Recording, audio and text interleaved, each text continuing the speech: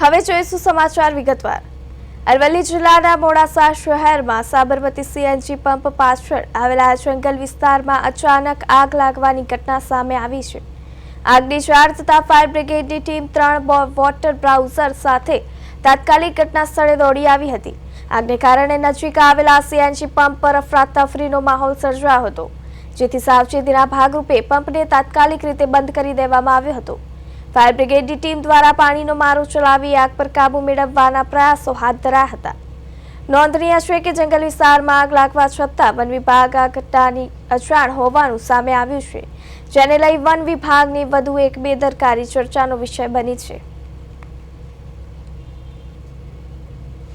આ સાથે જ અમારા સંવાદદાતા કેતન અમારી સાથે જોડાઈ ગયા છે। જી કેતન, મોડાસાના જંગલમાં ભીષણ આગ ફાટી નીકળી છે, શું છે સમગ્ર વિગત?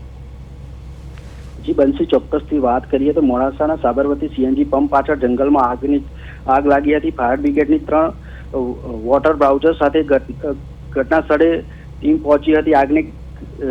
આગને ઘટનાને લઈને સીએનજી પંપ પર અફરાતફરીનો માહોલ સર્જાયો હતો। ફાયર બ્રિગેડની ટીમ દ્વારા પાણીનો છંટકાવ કરી ચલાવી આગ પર કાબુ મેળવવાનો પ્રયાસ કર્યો હતો। જંગલ વિસ્તારમાં આગની ઘટના લાગી હોવા છતાં વન વિભાગ અજાણ હોય તેવું લાગી રહ્યું છે।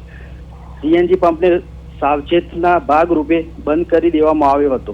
જી કેતન, સમગ્ર માહિતી બદલ આપનો આભાર।